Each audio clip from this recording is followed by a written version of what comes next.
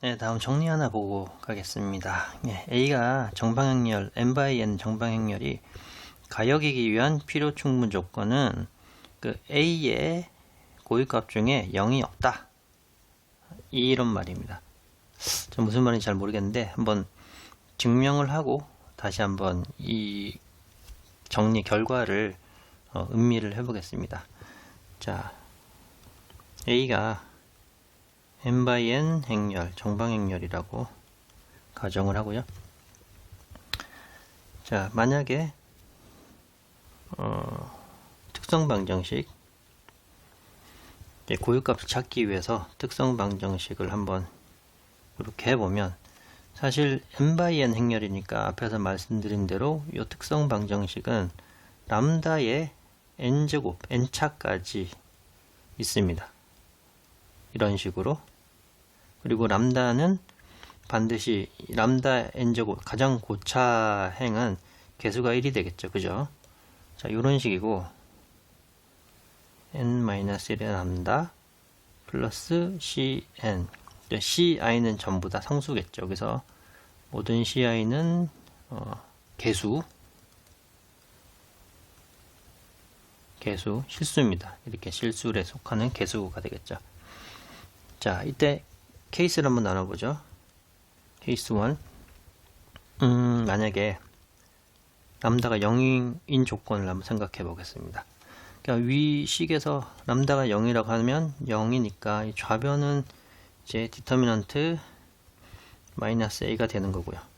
우변을 살펴보면 람다가 0이니까 다 0이고 요 마지막 상수 cn만 남게 됩니다. 요런 형태죠. 그쵸? 요런 형태가 남고, 이 경우에 이제 a가 가역이라고 한다면, A가 가역이라고 한다면 이게 0이 아닌 거죠. 가역이 0이 아니다 라고 되는 거죠. 근데 CN이 0이 아니면 요 위에 있는 특성, 여기 빠졌네. 요 있는 특성 방정식, 이 방정식이 CN이 상수가 0이 아니라 그러면 이 나름 뭐 n차 방정식이잖아요. 다항식 방정식. 그러면 이게 0이 아니라면 이 방정식이 람다는 0이 될 수가 없죠. 그죠? 람다는 0이라는 해가 요 n차 방정식에 나오려고 한다면 반드시 상수항이 없어야지 람다 하나로 이제 공통인수로 묶고 이런 식으로 해서 람다는 0이라는 해가 나오게 되잖아요. 그죠? 그러니까 지금 람다가 0이라고 만약에 가정을 하고 그때 A가 가역이라고 하면 모순이 생깁니다. 모순이. 네. 따라서 람다가 0이면 A는 가역이 아니라는 말이 됩니다. 네, 따라서 람다가 0이면 가역이 아니게 되고, 만약에 A가 가역이라고 한다면 람다가 0이 아니게 되는 거죠. 네, 뭐 케이스 나눌 필요도 없이 이렇게. 따라서 이제 A가 가역이다 그러면 람다는 0이 아니다. A의 고유값 중에 0이라는 것은 없다. 네, 그 말입니다. 자, 이렇게 해서 동등명제 다시 한번 보죠. 앞에서 동등명제 굉장히 많이 있었잖아요. 하나 더 이렇게 추가가 됩니다. 이렇게 A가 가역이다 하면 A 행렬의 고유값 중에 이제 0은 없다. 요거 하나 추가하게 됩니다. 엄청 많아졌죠? 네, 교재에는 없는데 명제 하나 더 보고 가겠습니다. 정리. 만약에 이제 A가 n/n의 행렬, 정방행렬이고요. 그리고 람다가 행렬에 의해 고유값이라고 하겠습니다. 네, 그리고 x 벡터는 람다에 대응하는 행렬에 의해 고유 벡터, 람다에 대응하는 행렬에 의해 고유 벡터 라고 하고요.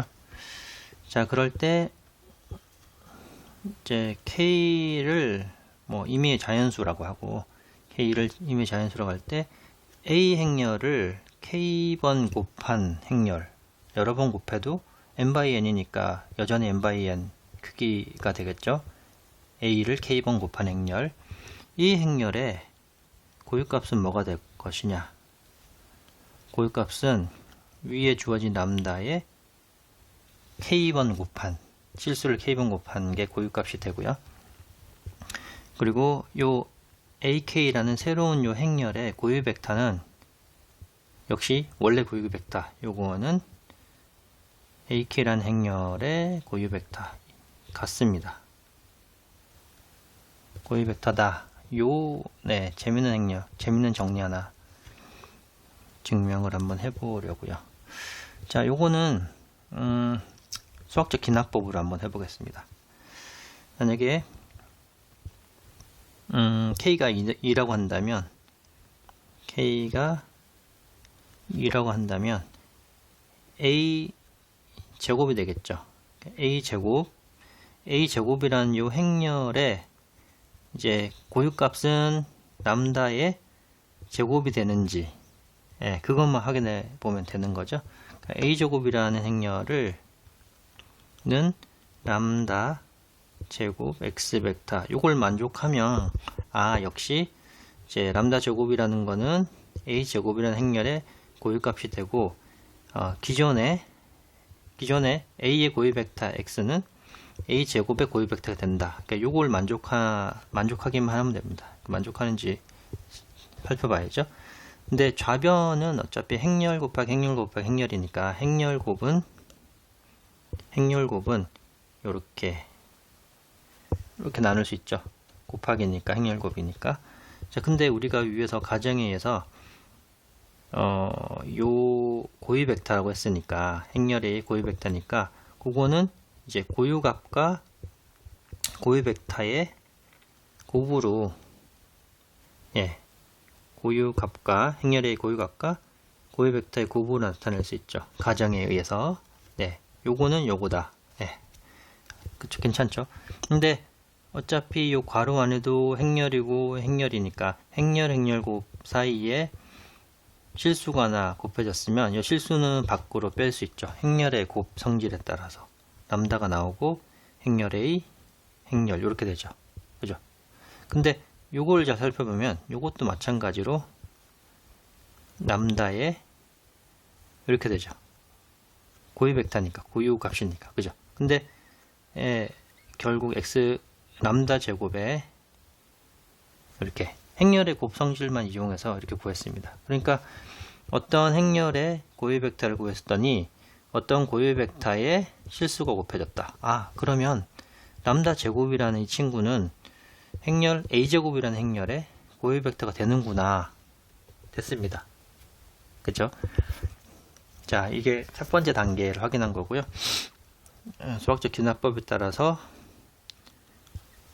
K가 n-1인 경우에 이제 만족한다고 성립한다고 가정하겠습니다. 즉 A의 n-1의 고유 벡터를 곱한 게 고유값의 n-1승의 고유 벡터를 곱한 게 이렇게 성립한다고 가정을 하겠습니다. 그럼 K가 n일 때 성립하면 이제 완전히 증명이 되는 거죠. 그러니까 A의 요게 어떻게 되는지 살펴보죠. 행렬을 n번 곱한 거니까 n-1 이런 식으로 행렬곱을 나눌 수 있고요. 근데 바로 위식에 따라서 요거는 A 곱하기 람다의 n-1의 x 벡터 요거를 넣을 수 있죠. 그죠? 근데 여기서도 행렬이고 행렬이니까 여기 실수 하나 곱혀져 있으면 실수는 먼저 이렇게 나올 수 있고 행렬끼리 곱으로 되죠. 행렬의 곱의 성질에 따라서. 근데 요거는 바로 람다 이렇게 되니까 결국 람다 n의 x 벡터 되네요. 그러니까 행렬 A를 n번 곱한 거에 고유값은 원래 고유값에 n승을 한 거랑 같다라고 되는 거죠. 그러니까 이렇게 수학적 기납법에 따라서 모든 실수가 아니죠. 모든 자연수 n에 따라서 an 람다 n xn이 성립하게 되는 겁니다. 자, 그러면 행렬 A의 k번 곱한 이 행렬의 고유값은 람다를 k승한 거랑 같다. 그리고 여전히 고유 벡터는 원래 A 행렬의 고유 벡터를 그대로 가져간다. 증명이 됐습니다. 자, 요걸 이용한 예제 한번 봐야 되겠죠. 만약에 행렬 A가 0, 0, -2, 1, 2, 1 위에서 봤던 예제 요거고요. 고유값은 우리가 구했었죠. 고유값이 람다는 1하고 2가 나와 썼습니다. 그러면 만약에 람다 7제곱이라는 걸 한번 해보겠습니다. 람다 7제곱 하면 하나는 1이고 또는 2의 7제곱이 되겠죠. 이게 뭐냐면 이 람다 7제곱이라는 1과 2의 7제곱은 행렬 A를 7번 곱한 요 행렬에 고유값이 된다라는 얘기입니다. 그쵸? 괜찮죠? 그리고 또 한 가지는 그리고 A를 7번 곱한 요 행렬의 고유 벡터는 어떻게 구하냐? 여전히 똑같다는 겁니다. 원래 요거로부터 E1과 위에서 E2를 구했었잖아요. 그죠? E1과 E2. 그러니까 E1 고유 벡터는 원래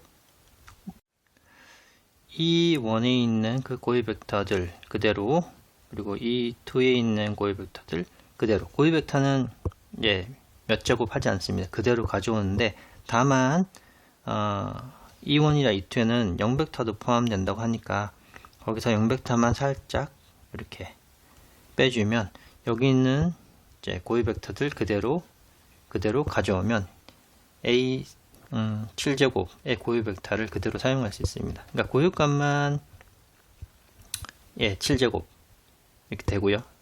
고유 벡터는 그대로 가져온다.